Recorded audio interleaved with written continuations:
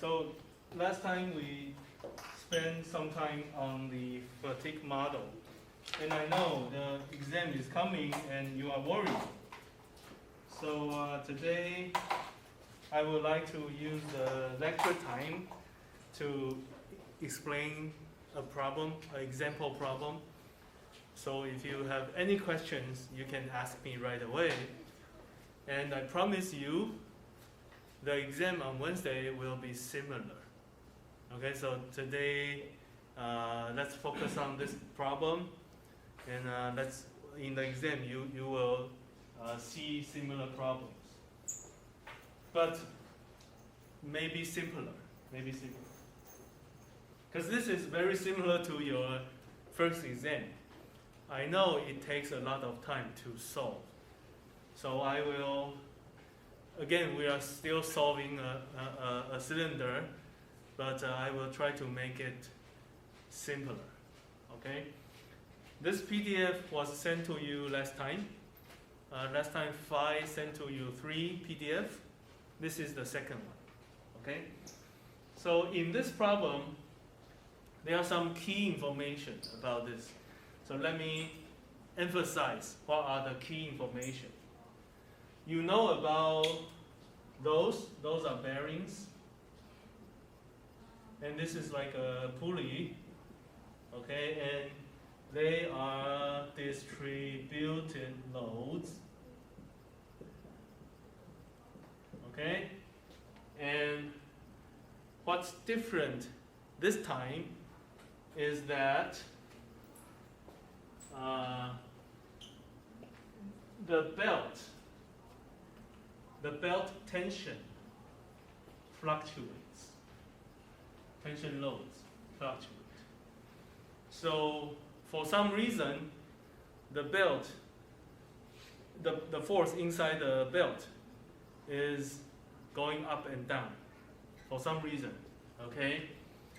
So this problem describes this kind of change in this way. There is a condition 1 and condition 2. So this belt is changing between these two conditions, between these two. So how do you think about this? It's like this. For example, this is time, and maybe this is time 1 for condition 1. And let's say this is time 2. So at time 1, let's say our W1 is 5. So here is 5. This is our W1. And at time 2, it's going to be 8. Okay, so it's going to be somewhere right here. How it's fluctuating in between, it doesn't matter. So it could be something like this. So W1 is fluctuating between 5 and 8. The purpose of this is to tell you the average of W is 6.5.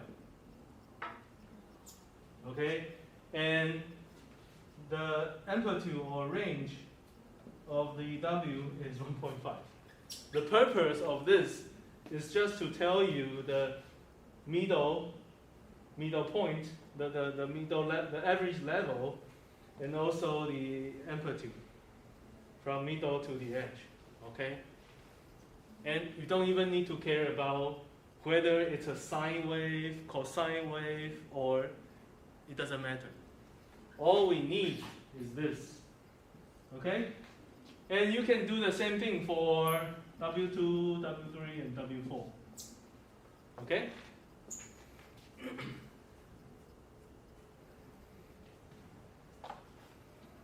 And also another key information. The shaft is not rotating. Not rotating.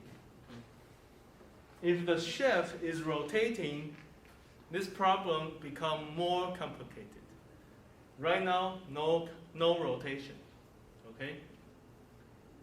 So let's try to solve this.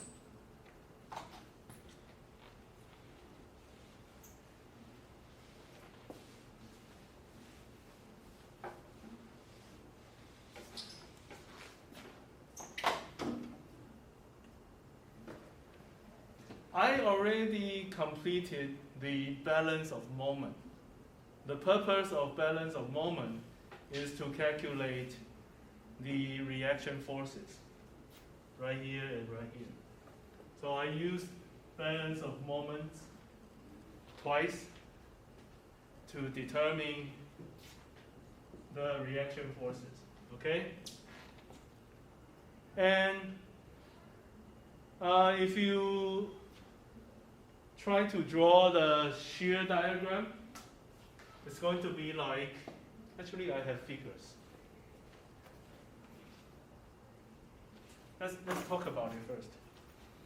So this is shear, and here is x. This is shear in the direction of y, and I believe this is going to be negative. So somewhere right here, going left, and then how does it look like? Okay. Because of the distributed load, it's going to be like this, and then like this.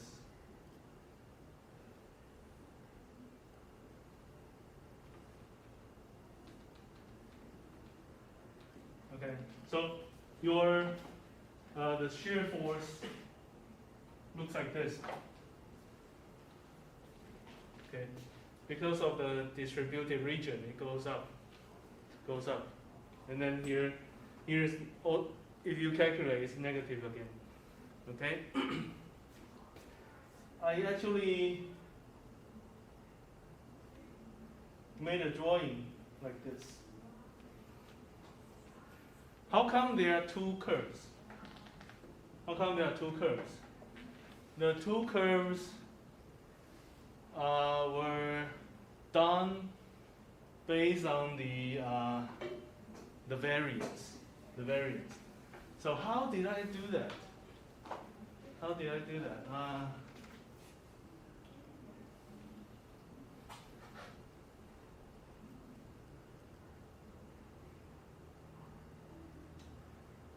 I'm trying to find an easier way to explain this. So I may need to write down the numbers.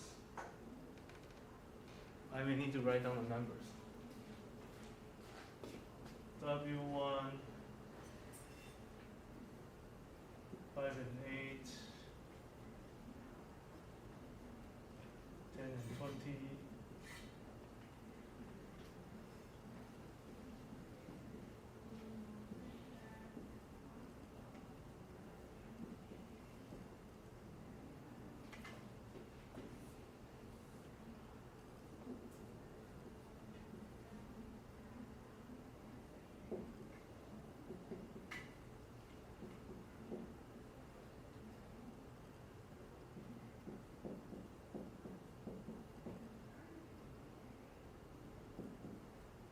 Okay, you can quickly compute the average and the range. Okay. So I think I use MATLAB to solve it. That's why it's faster. So I basically, so this is like a moment number 1, and this is moment number 2. So you can use moment number 1 to complete all the calculations, and then you can use moment number 2 to do the same thing. In moment number 1, the loads are smaller. From here you can see W1 and W2, the sum of them is 15. From moment number 2, it increases up to 28. For moment number 1, right here, the sum of 3 and 4 are 35. And in the second moment, it increases up to 58. So the lows are being smaller at the same time and being larger at the same time. And when we are moving on to moment number 2, the pulling tensions are larger. So definitely the reaction forces are larger. That's why at the end, you may have something like this. Because over here, the reaction forces may be larger at moment number 2. So this will be moment number 2. This is moment number 1. Okay? And over here, the reaction forces will be larger when it's moment number 2. If I plot it out, it looks like this. Then you can kind of visualize in your mind the shear force inside the shaft changes from this moment to this moment. So it's doing this. Okay? Yeah. Similarly, if you solve the integral to calculate the bending moment, then you have 2 moments as well. This will be your moment number 1, moment number 2, and supposedly this is your moment number 1, and this is your moment number 2. And similarly, the bending moment inside the shaft is changing from these 2 moments. Okay?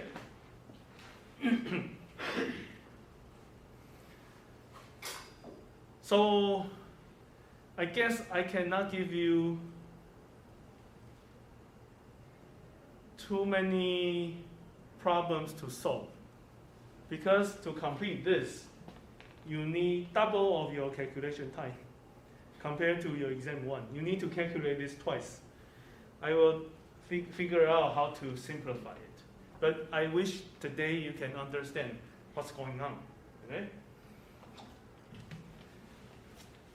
So what to do next? Excuse me. So the next thing you need to do is to figure out which position is the worst case. This position is the worst case because this position has the largest moment. Even it's in time t1 or time t2, this position is always the position that has the lowest, the largest bending moment. Okay. So does it change the position a little bit? Maybe. I didn't truly figure out because you know there are two different polynomials. Does it change? I think so. Maybe change a little bit. But for mechanical design, I don't think we need to be that picky because we have safety factors. We have all kinds of reliable treatments. So the easiest way to think about this problem is to treat this position as the worst one. And that position is right here.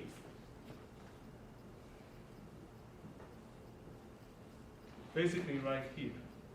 This corner. This corner is having the largest bending moment.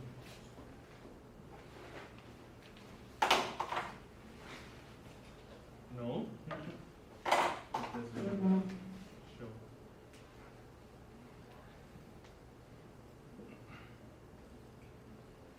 No, I think this one is the best. So this corner, of course, if you precisely calculate, maybe the position is somewhere here. But you know, no matter which position it is, the corner is going to have an issue, stress concentration.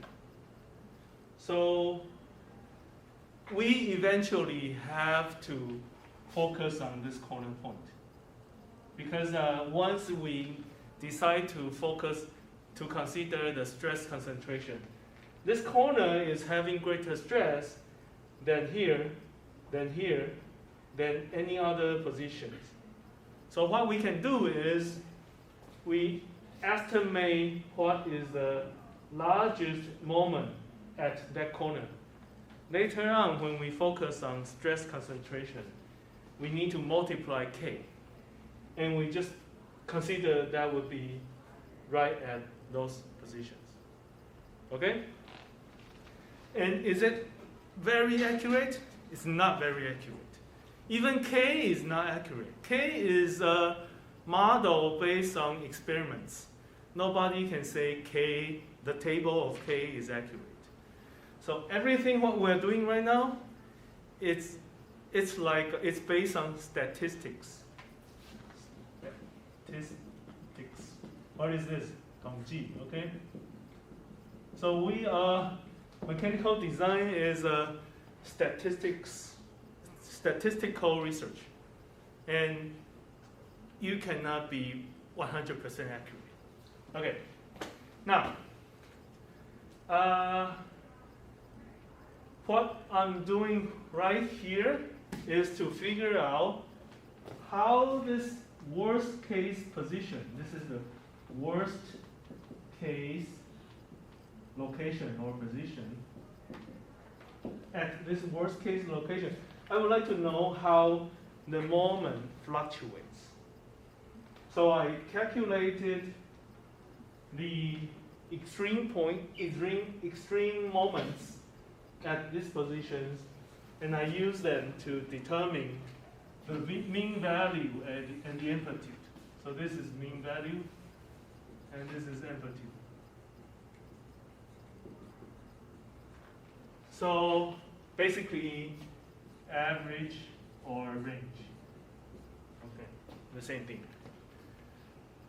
Now, we also need to know how the tension and how the torque fluctuates.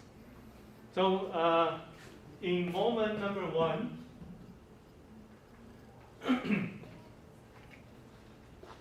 W2 is greater than W1. So it's generating, if you take a look at from x-axis, from right to left, it's generating this clockwise torque. And W3 is larger than 4. So 3 is generating this counterclockwise torque. And how large are them? They are the same. Because if you calculate, this was properly designed. The difference between these two would be 5, and also the difference between these two are 5. The difference between these two are 12, and the difference between these two are 12. The problem was properly designed, so the torque, they are a pair of twisting moments. Okay, so to calculate that, 5 basically is the difference between W1 and W2, or you can use the difference between 3 and 4. Basically, this is the difference. Multiplying, I think, 50 is the width, because this is distributed load. So the unit was Newton per meter, per millimeter. And 50 was millimeter. So at the end, the unit become Newton. Okay. Okay, so then multiplying the radius. Okay, so the problem was having a radius of 40. So at the end, the unit is Newton times millimeter. Okay, and this is basically the torque at moment number 2. Okay, so then you realize there are two different amount of torques. So what does that mean? It's twisting like this, having a smaller torque and then greater torque. Smaller one, greater one. Smaller one, greater one. Okay? So this shaft is under this kind of fluctuating loads. Its bending moment is like it's bending strong, larger bending, smaller bending, larger, smaller, larger, smaller, and twisting is like larger twisting, a little bit twisting, larger. So it's always under this kind of fluctuating loads. And based on those two torque in two different moments, we can calculate the average and the amplitude. Okay? What's next? Then we can plug in everything into our model. Once you have all those numbers, it will be much easier because what you need to do is just to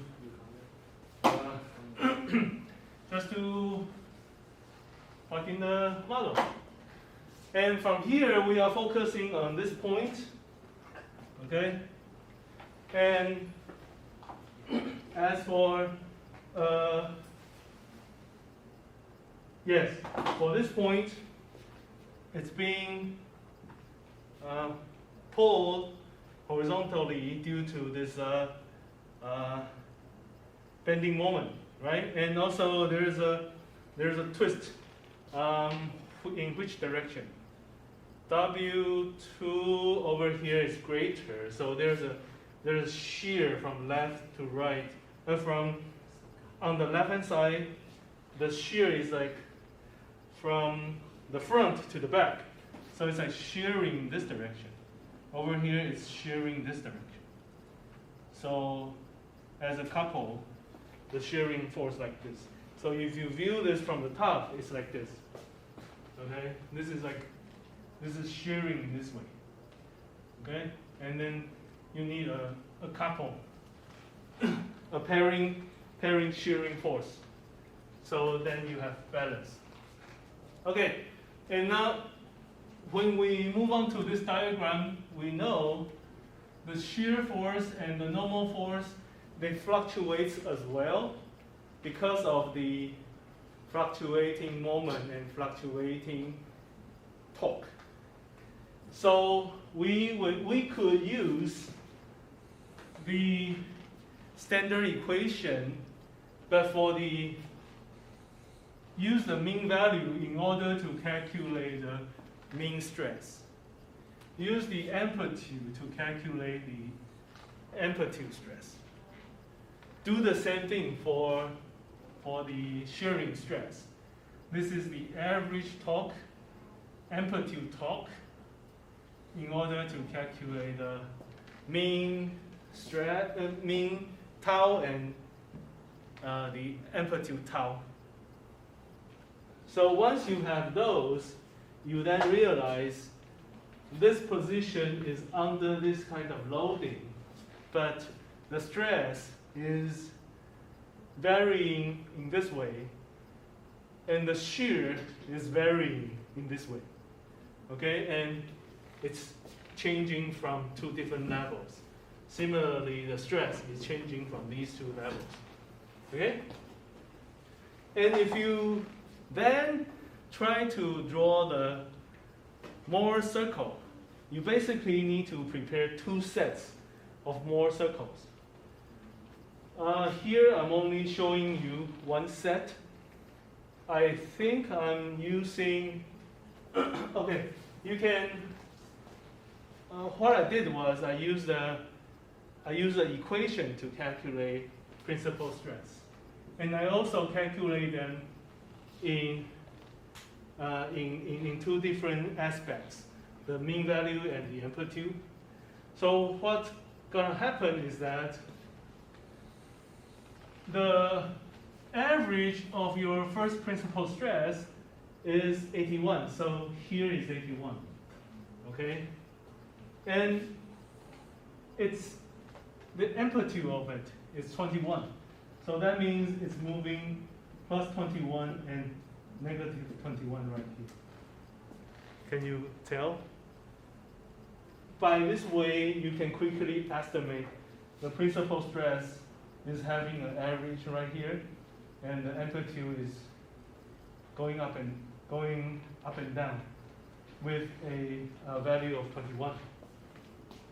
Similarly, right here, this is the mean value, negative 0.13, and it's when this goes up, this goes backward. So this is a pair, and this is another pair. Then you realize the Mohr circle is changing from the smaller one to the big one. Because when this is positive 21, this is negative 0.08. So when this goes up, this actually goes down by very little, very small value. But from here you can tell the Mohr circle is like stretching in this way and then shrinking in this way. And for the second principal stress, it doesn't vary much, just a little. But for the first one, it changes a lot. Okay? Okay, good. Then what you can do next is to apply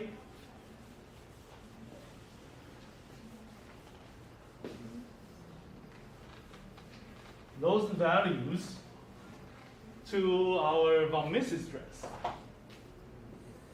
Why do we need von Mises stress?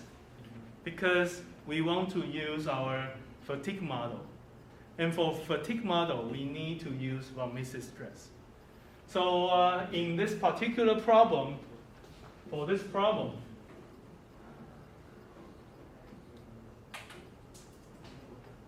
the von Mises stress equals to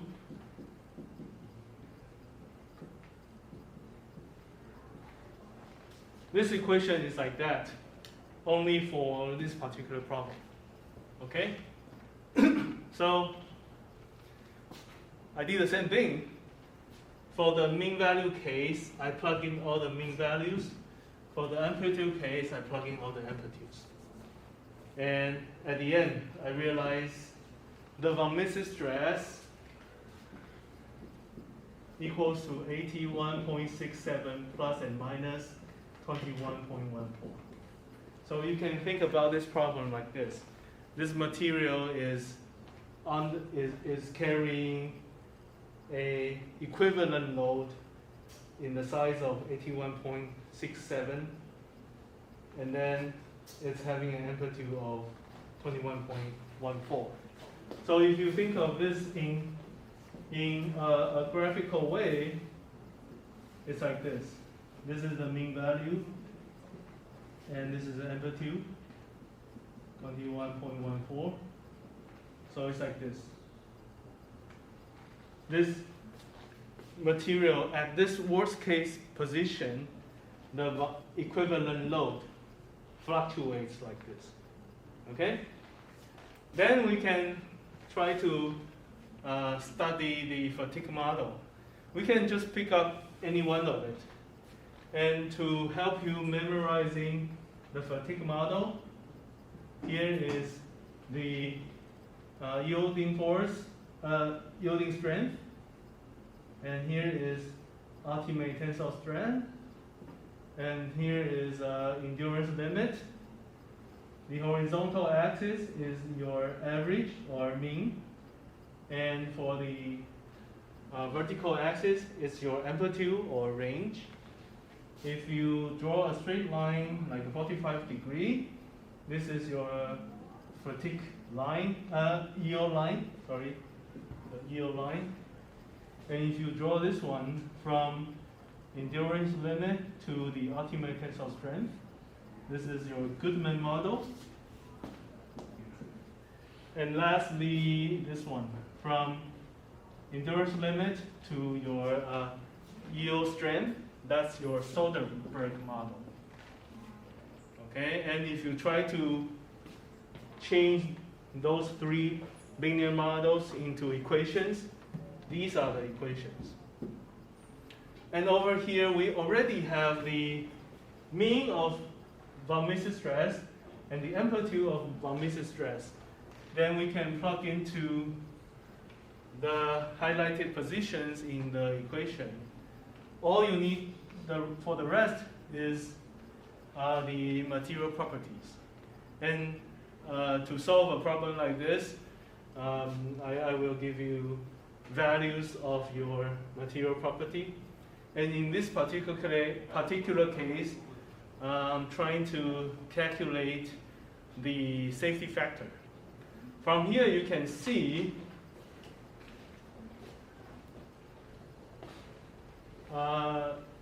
this number tells you it's really safe. I should say, this model feels like or indicates your design is safe, very safe. Okay, but in a different model, this one, it tells you your design is not so safe. I mean, it's also safe, but less safer. Why is that? Because Soderberg is the most conservative model.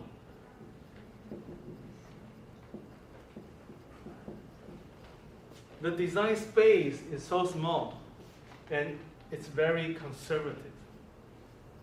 保守, most conservative model. When you have a conservative model, the result will tell you your design may not be safe enough.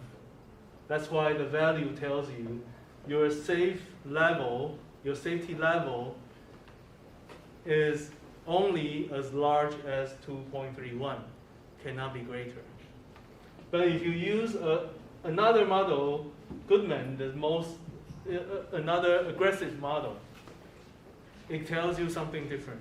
It tells you a greater number. So this result is indicating, hey, you have a pretty safe design, but under a concept of aggressiveness, not so conservative. 没有那么保守. Okay, this is 保守, conservative. This is not. So which one is better? No one knows. Only the manufacturer or whoever is really the users, they will decide how safe they should be. As for us, we just need to know what do they mean, and what do the answers tell me. Okay? So moving on. Now, what if the shaft is rotating? Same problem, but the shaft is rotating.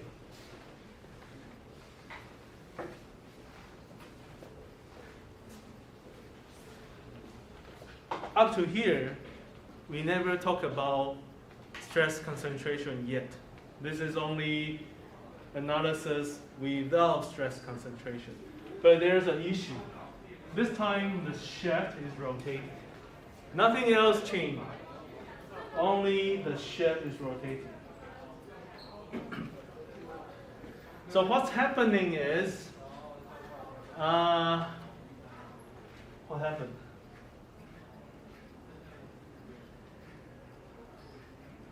Okay. So the analysis of your shear diagram and your moment diagram supposedly is the same. But let's think about one point inside the shift. Sometimes this point is at the upper side of the shift. Later on, it rotates to the bottom. So if in the previous problem, when we only focus on this point, the stress was like this. Okay, the stress was in between. I mean, the moment was in between. Because this position doesn't change. But now this rotates. Sometimes it goes to the bottom. When a point moves to the bottom, all the forces flip to the other side. When it's on the top, it's tensile, but when it's at the bottom, it's compression. Completely same value, but with a negative sign. So when this moves to the bottom, the moment is like in this area. So this point, because it's rotating, it's experiencing this kind of moment fluctuation. Okay, so at the end, we can say the mean value of this fluctuation, mean is 0. But how about amplitude? We can say this is the amplitude. So amplitude is this. That's why I have this. So if this takes a long time to observe, overall, the mean of moment at this point is actually 0, because it's always rotating. Sometimes it goes up, sometimes it goes down. So mean is 0, but the amplitude is much greater. Okay? So is it good? Maybe not. Because although the mean value becomes 0, but the amplitude increases. And we know fatigue is quite sensitive to the amplitude. Okay, so this may cause a problem of a fatigue problem. Okay, so if you make your fluctuating loads more complex, it could cause issues and deliver fatigue problems. Okay, anyway, how about torque? No matter where this position is, the torque is the same. Because torque is the same everywhere. So no matter where this position is, the torque is the same. So the torque analysis right here is exactly the same as previous problem. Think about it. I'm twisting this. The one point right here and one point right here experience the exactly same torque. Okay, so that's why the analysis right here is the same as previous one, even though my shift is rotating. Because no matter where the position is, every point around the parameter is experiencing the same torque. Okay? Once we have these numbers, the rest are the same.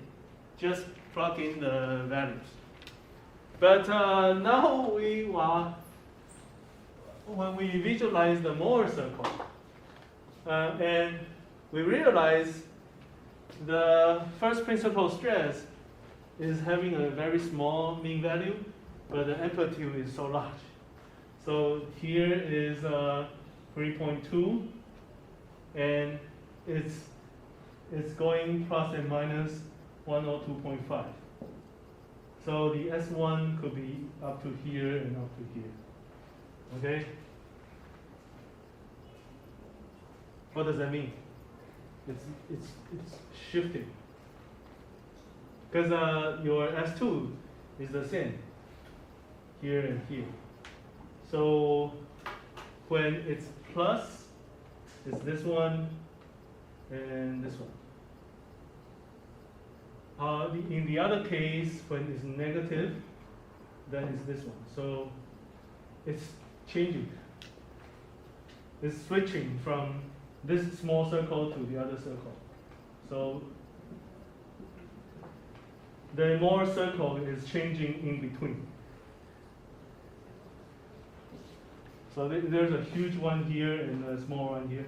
The Mohr circle is changing its size and is also changing its position. Okay, can you tell? Let me describe this again. For the first moment, let's say right now it's 3.2 plus 1.25, then it's this point and plus 1.2.5. So this is the S1 at, let's say T1, okay? This one is not clear. So for S2, this will be, so this will be this point minus a little bit right here. This is your S2 at T1, okay? And supposedly you can draw a huge Mohr circle like this, okay? Similarly, we talk about moment number 2 when this is negative. Then your S1 actually changed to here, like the moment number 2. And over here, it becomes positive, so the position goes to here. This is your S2 at T2. And you will draw a small Mohr circle. So the two extreme moments are having two different Mohr circles. And the Mohr circle is changing from these two extreme moments. That's why I draw this this straight line. So it's changing like this. Okay. Okay. Anyway, but what we need for the next page is actually those numbers, because we will plug in those into our von Mises dress. So we did that.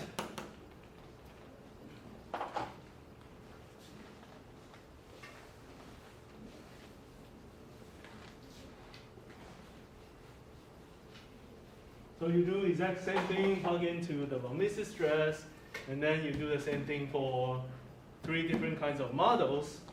Nothing changes, only the shape is rotating. And I think I did this. No, I didn't. We can recall the results without rotating. Let's recall that. Let's recall the values.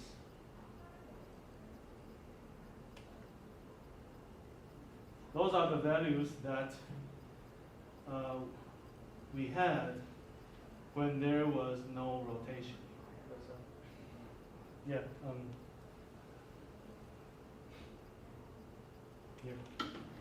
We can make some comparison. Those are the numbers when we didn't have rotation. Those are the numbers when we rotate. From here, you can tell all these numbers drop. When the numbers drop, that means the model is telling us they are less safe.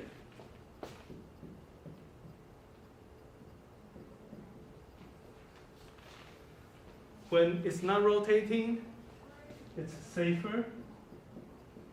But when it's rotating, it's less safe. If we are talking about fatigue. Because all these models are fatigue models. So in the aspect of fatigue, if the shift is rotating in this problem, it's actually not safer. It's less safer than the model without rotating.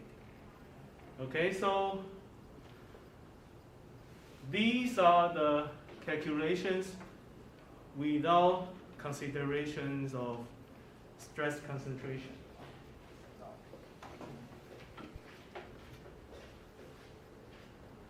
there is another PowerPoint.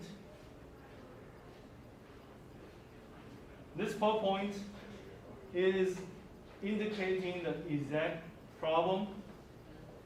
Everything's the same, but including stress concentration.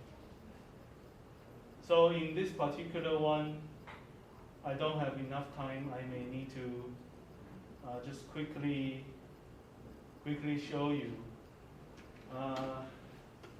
For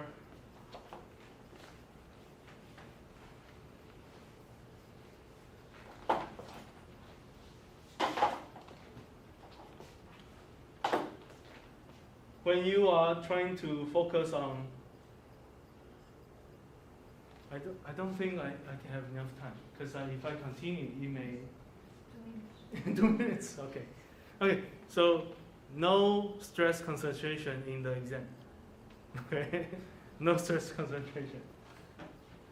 So if you want to study this whole thing again, study the file 9. File 9. The file 9 the name of the file is this. This is the one that I introduced today, index number 9. Okay?